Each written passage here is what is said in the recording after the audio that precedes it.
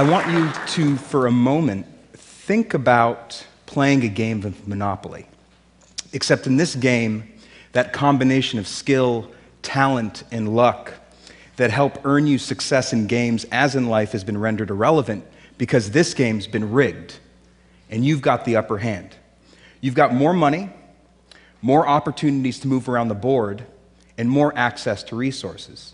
And as you think about that experience, I want you to ask yourself, how might that experience of being a privileged player in a rigged game change the way that you think about yourself and regard that other player?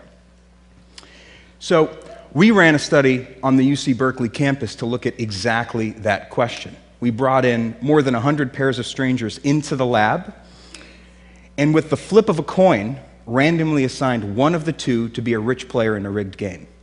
They got 2 times as much money. When they passed go, they collected twice the salary, and they got to roll both dice instead of one, so they got to move around the board a lot more. And over the course of 15 minutes, we watched through hidden cameras what happened. And what I want to do today for the first time is show you a little bit of what we saw. You're going to have to pardon the sound quality in some cases because, again, these were hidden cameras. So we've provided subtitles. How many 500s did you have? Just one. Are you serious? Yeah. I have 3. I don't know why they gave me so much. Okay, so it was quickly apparent to players that something was up.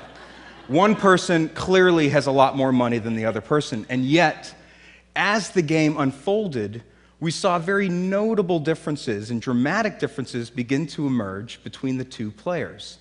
The rich player started to move around the board louder, literally smacking the board with their piece as he went around. We were more likely to see signs of dominance and nonverbal signs of displays of power and celebration among the rich players. All right, we had a bowl of pretzels positioned off to the side. It's on the bottom right corner there. That allowed us to watch participants' consummatory behavior. So we're just tracking how many pretzels participants eat. Are those pretzels a trick? I don't know. Okay, so no surprises. People are on to us. They wonder what that bowl of pretzels is doing there in the first place.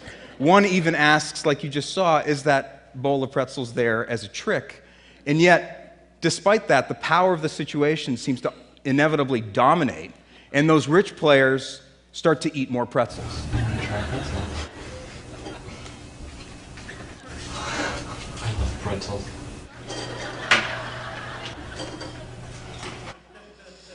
And as the game went on, one of the really interesting and dramatic patterns that we observed begin to emerge was that the rich players actually started to become ruder toward the other person. Less and less sensitive to the plight of those poor players, and more demonstrative of their material success. More likely to showcase how well they're doing. I have some money. I have money for everything. You owe me $24 before. Lose all your money soon. I don't buy it. I mean, I have so much money. I have so much money, it takes me forever. I'm gonna buy out this whole board. You're gonna run out of money soon. I'm pretty much untouchable at this point. Okay, and here's what I think was really interesting, is that at the end of the 15 minutes, we asked the players to talk about their experience during the game. And when the rich players talked about why they'd inevitably won in this rigged game of Monopoly,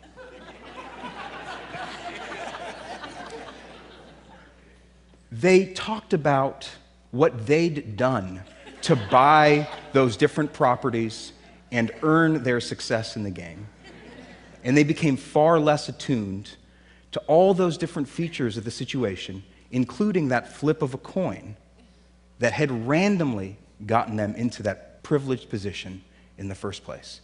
And that's a really incredible insight into how the mind makes sense of advantage.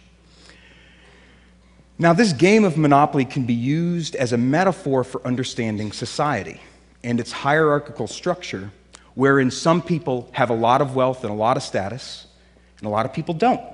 They have a lot less wealth, and a lot less status, and a lot less access to valued resources. And what my colleagues and I for the last 7 years have been doing is studying the effects of these kinds of hierarchies. What we've been finding across dozens of studies and thousands of participants across this country is that as a person's levels of wealth increase, their feelings of compassion and empathy go down. And their feelings of entitlement, of deservingness, and their ideology of self-interest increases. In surveys, we found that it's actually wealthier individuals who are more likely to moralize greed being good, and that the pursuit of self-interest is favorable and moral.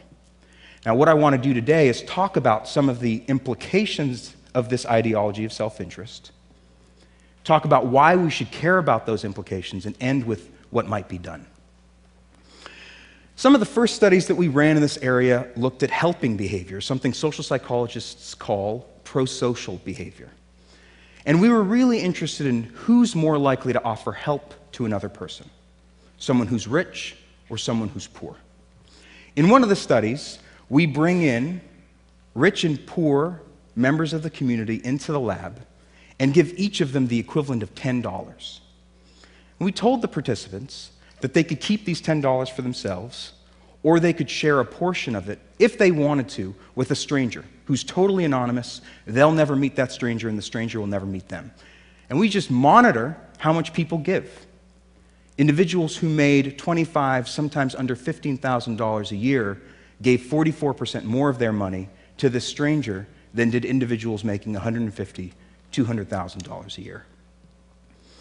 We've had people play games to see who's more or less likely to cheat to increase their chances of winning a prize. In one of the games, we actually rigged a computer so that die rolls over a certain score were impossible. You couldn't get above 12 in this game. And yet, the richer you were, the more likely you were to cheat in this game to earn credits toward a $50 cash prize, sometimes by 3 to 4 times as much. We ran another study where we looked at whether people would be inclined to take candy from a jar of candy that we explicitly identified as being reserved for children, participating. I'm not kidding. I know it sounds like I'm making a joke. We explicitly told participants, this jar of candy is for children participating in a developmental lab nearby. They're in studies. This is for them. And we just monitored how much candy participants took. Participants who felt rich took 2 times as much candy as participants who felt poor. We've even studied cars, not just any cars, but whether drivers of different kinds of cars are more or less inclined to break the law. In one of these studies, we looked at whether drivers would stop for a pedestrian that we had posed waiting across at a crosswalk. Now, in California, as you all know, because I'm sure we all do this, it's the law to stop for a pedestrian who's waiting to cross.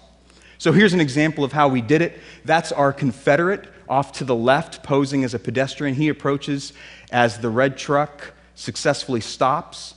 In typical California fashion, it's overtaken by the bus, who almost runs our pedestrian over. Now, here's an example of a more expensive car, a Prius, driving through, and a BMW doing the same. So we did this for hundreds of vehicles on several days, just tracking who stops and who doesn't. What we found was that as the expensiveness of a car increased, the driver's tendencies to break the law increased as well. None of the cars in our least expensive car category broke the law. Close to 50% of the cars in our most expensive vehicle category broke the law. We've run other studies finding that wealthier individuals are more likely to lie in negotiations, to endorse unethical behavior at work, like stealing cash from the cash register, taking bribes, lying to customers. Now, I don't mean to suggest that it's only wealthy people who show these patterns of behavior. Not at all. In fact, I think that we all, in our day-to-day, minute-by-minute lives, struggle with these competing motivations of when or if to put our own interests above the interests of other people. And that's understandable because the American dream is an idea in which we all have an equal opportunity to succeed and prosper as long as we apply ourselves and work hard. And a piece of that means that sometimes you need to put your own interests above the interests and well-being of other people around you. But what we're finding is that the wealthier you are, the more likely you are to pursue a vision of personal success, of achievement and accomplishment to the detriment of others around you. Here I've plotted for you the mean household income received by each fifth and top 5% of the population over the last 20 years. In 1993, the differences between the different quintiles of the population in terms of income are fairly egregious. It's not difficult to discern that there are differences. But over the last 20 years, that significant difference has become a Grand Canyon of sorts between those at the top and everyone else. In fact, the top 20% of our population own close to 90% of the total wealth in this country. We're at unprecedented levels of economic inequality. What that means is that wealth is not only becoming increasingly concentrated in the hands of a select group of individuals, but the American dream is becoming increasingly unattainable for an increasing majority of us. And if it's the case, as we've been finding, that the wealthier you are, the more entitled you feel to that wealth, and the more likely you are to prioritize your own interests above the interests of other people and be willing to do things to serve that self-interest, well, then there's no reason to think that those patterns will change.